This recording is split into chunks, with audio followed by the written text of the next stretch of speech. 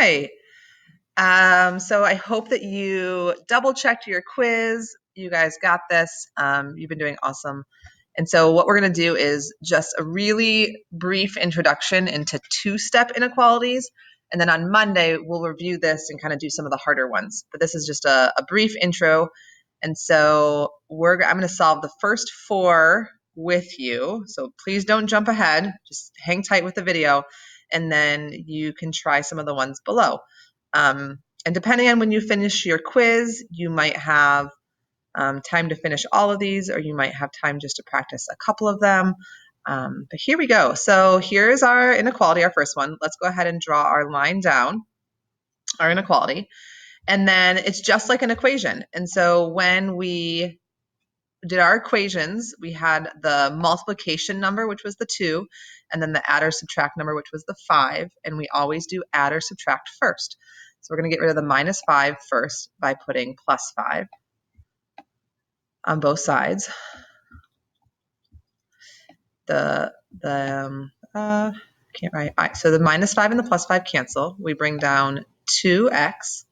And every single time we have to ask ourselves, did we multiply or divide by a negative? And we did not. We added. So the inequality is going to stay. And 11 plus 5 is 16. So now we're down to just a final one step where this is multiplication. The opposite of multiplication is division. So divide by 2, divide by 2. 2's cancel. I ran out of space. I'll write it over here. So x. I divided, but it was by a positive 2. So the inequality will not flip. And 16 divided by 2 is 8. So this is our final answer, is that 8 has to be greater than, or no, x has to be greater than or equal to 8. All right, next one. Line down, figure out, here's x, figure out which number is our add or subtract number, which is 4. We're going to minus 4, minus 4. Those cancel. We're left with x divided by 3. Sorry, divided by negative 3. And then, again, we did not multiply or divide, so the inequality will always stay. And 10 minus 4 is 6. Going back over here, it's dividing by negative 3. So the opposite of dividing is multiplying by negative 3 on both sides. That is a 3. There we go. Now it looks like a backwards E. Negative 3's cancel. I'm left with x.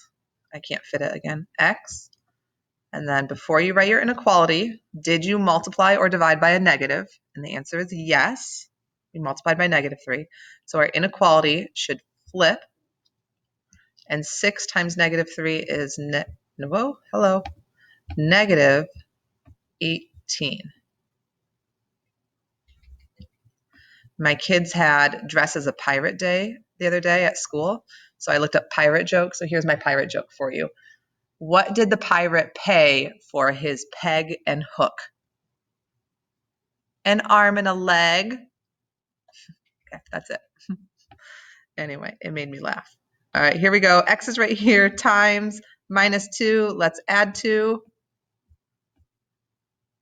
It was actually a really bad joke, but that's okay. Okay, cross off. Negative 3 times x is what's left. So negative 3x. We added 2, so there's no reason to flip the inequality. And 7 plus 2 is 9. So now to get rid of the negative 3 times x, we'll divide by negative 3. This is so messy. Divide by negative 3. The negative 3's cancel. If we bring the x straight down, which I can't because I don't have room, we divided by a negative. So our inequality has to flip. And 9 divided by negative 3 is negative 3. Final answer. And we're not going to graph today. We'll graph on Monday, but right now we're just going to get the inequality part. All right, last one. Line down. We have to get rid of the 2 or the 1. The 1 is first by minusing 1. X over 2 is what is left. The inequality does not flip because we are subtracting.